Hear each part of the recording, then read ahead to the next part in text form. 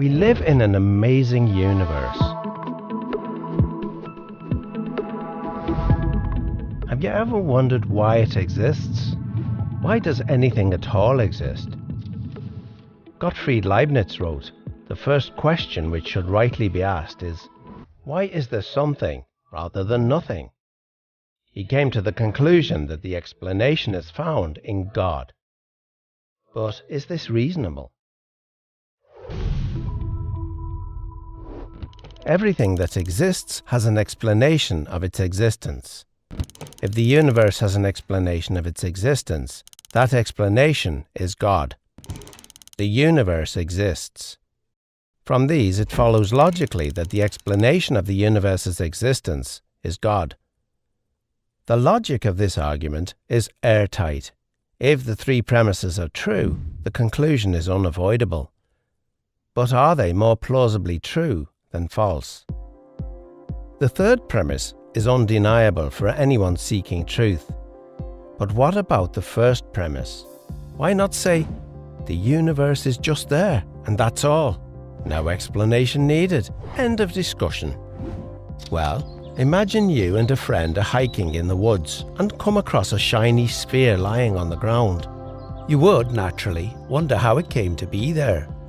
And you'd think it odd if your friend said, "There's no reason or explanation for it. Stop wondering. It just is." And if the ball were larger, it would still require an explanation.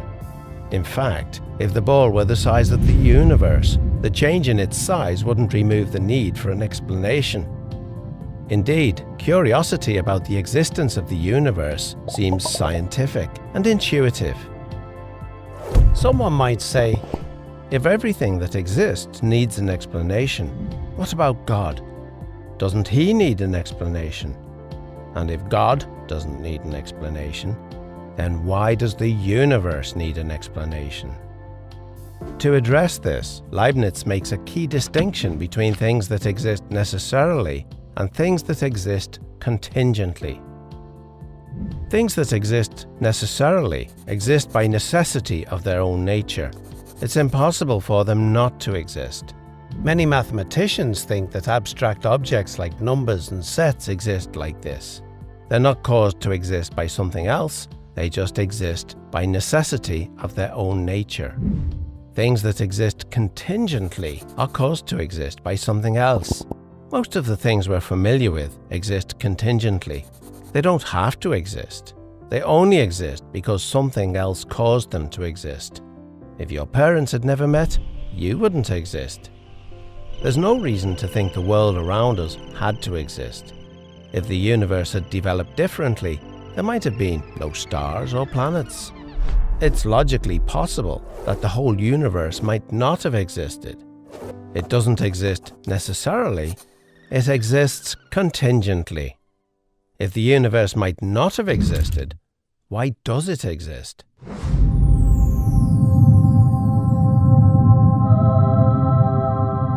The only adequate explanation for the existence of a contingent universe is that its existence rests on a non-contingent being, something that cannot not exist because of the necessity of its own nature. It would exist no matter what. So, everything that exists has an explanation of its existence, either in the necessity of its own nature or in an external cause. But what about our second premise? Is it reasonable to call the explanation of the universe God? Well, what is the universe? It's all of space-time reality, including all matter and energy. It follows that if the universe has a cause of its existence, that cause cannot be part of the universe. It must be non-physical and immaterial, beyond space and time.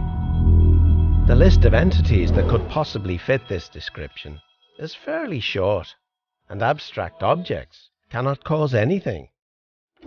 Leibniz's contingency argument shows that the explanation for the existence of the universe can be found only in the existence of God. Or, if you prefer not to use the term God, You may simply call him the extremely powerful, uncaused, necessarily existing, non-contingent, non-physical, immaterial, eternal being who created the entire universe and everything in it.